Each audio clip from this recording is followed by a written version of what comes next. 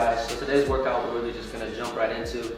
Now it's a little bit different than what you probably normally catch me doing. I love being in the gym, smashing some big sessions, but obviously with the quarantine and everything going on, I know a lot of you probably don't even, or still don't even have access to a gym, so you might be stuck in the apartment, but we gotta get it in how we can. So today's workout is gonna be a little bit more circuit style, really just focused on conditioning, hitting pretty much the full body, getting the heart rate up, getting a good sweat going, and hitting some abs too, especially. I love hitting abs. If I'm doing a conditioning circuit, I gotta do at least one like pure ab movement. So yeah, once you're warmed up, if you haven't seen a stretching video, definitely check that one out. That helps me really get all the tight areas loosened up before a workout. We're pretty much ready to get into it. I do recommend grabbing a timer because some of the sets will be timed, and then the rest is just gonna be high reps, a lot of sweat. Let's get to it. All right, so the first exercise in the circuit is going to be a stationary sprint. Really the key here is I'm keeping my core tight, focusing on controlling my breathing, and then when I'm actually sprinting, striking the ground really just with the pad of my foot, exploding back up. Just think about just kind of staying really tight the whole time. Try not to flex your arms too much. You want to keep those a little bit more loose, but everything else should be nice and tight. Okay, little timer. Let's go.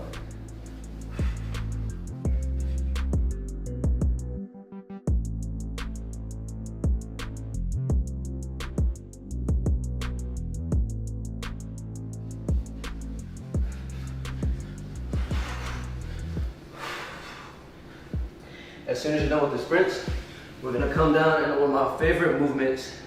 It's kind of a full body workout on its own. It's called the knee down push-up. It has a bunch of different names, but what you'll be doing is get in that push-up position, come down, and as you come up, you're gonna bring one knee to the center of your body, but don't just think about sliding your knee up. Actually think about coming down, as you bring that knee up, contracting your core like you're doing a crunch, blowing out that air, squeeze it for a half second, come back down, switch legs, same thing with the opposite knee, and that's one rep. So we're gonna do 10 of those.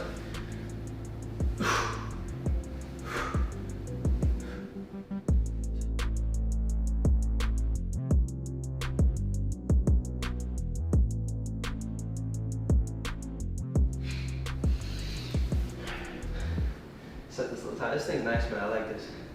Little timer on the screen. Here we go. So another 30 seconds. We're gonna do a low explosive lunge. Now this one I found a little while back in quarantine.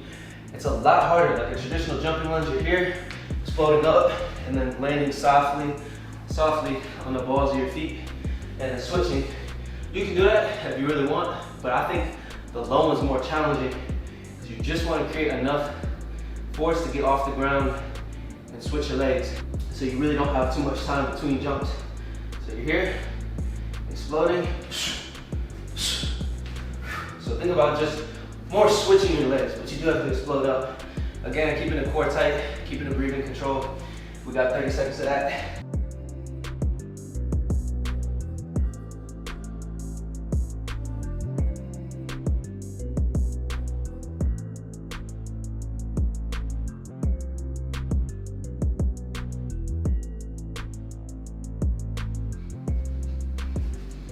Okay.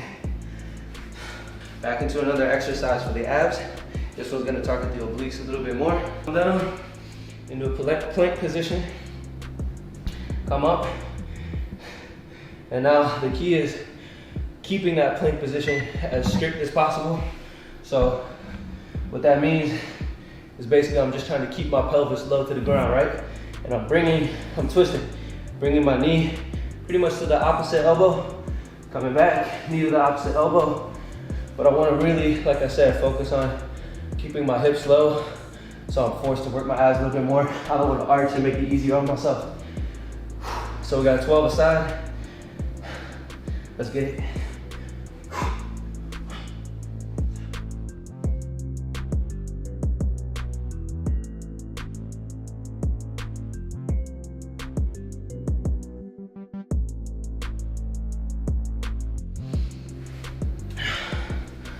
So pretty much this last exercise in the circuit, we're gonna go into just 10 classic burpees.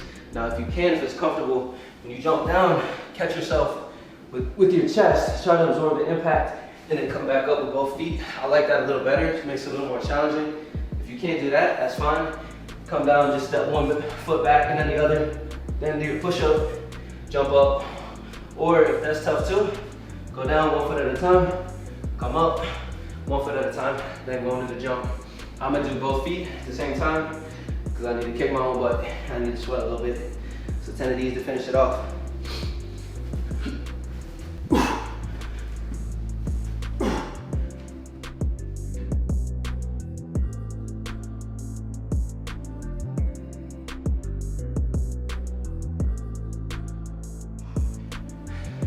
And definitely land softly on those so you don't have your neighbors knocking on your door if you live in an apartment, man.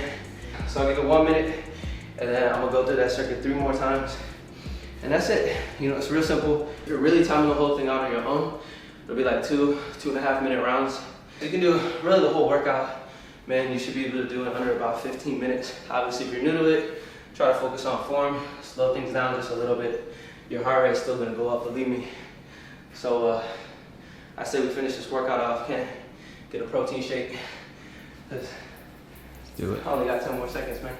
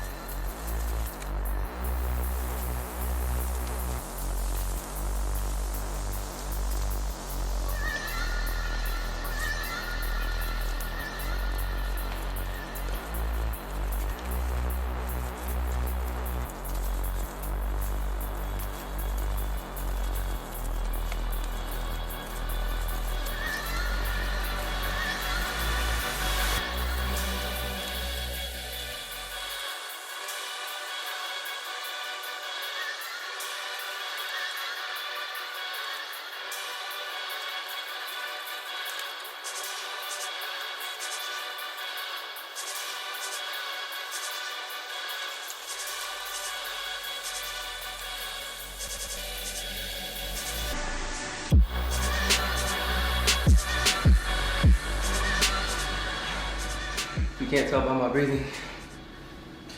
Should good 14, 15 minutes of intensity, of intense work. And that's, for me, I like that, that's what works. Especially this, like, I'll run the stairs a lot during quarantine too. So if you guys have a good set of stairs, you can do some stair sprints. Like I used to pair maybe 10 stair sprints. Oh goodness, I can't breathe. With like parts of the circuit. So I would do like 10 sprints up the steps and then maybe 10 burpees, 10 knee down push-ups, give it a rest, do the sprints again.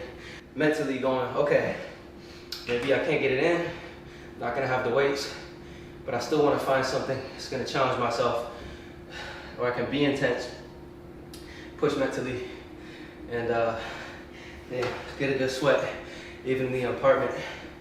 So that's really it. If you're wondering, in case I get asked, I do sip on some BCAAs. They're not necessary at all. I will say there's some interesting research for real of the benefits of getting some branched chain aminos in when you're in a cut, so when you're in a caloric deficit, there's some studies that say it can help to preserve muscle tissue. But honestly, if you're new to subs, man, number one, if you're new to everything, is this, man, the refrigerator. Don't show them it because I need to get more food. But nah, for real, like, your diet's number one. That's everything. Like, yeah, supplements help. So I go with like the whey protein, creatine. Definitely you get a good bang for your buck. But yeah, beyond those two, man, just pre-workouts, man. Get a black cup of coffee if you don't feel like doing a pre. EHP does have some great pre-workouts, some fat burners, but it's all extra. It all helps with those last few percentages of getting the most out of your sessions and your training. But most of this, man, just diet and intensity. Because you could go through this workout and you kind of know if you half-assed it, if you didn't really go hard. So you know, nothing replaces that, man. At least that's my opinion, my humble opinion. But what do I know? I'm JustMerk. Thanks for watching.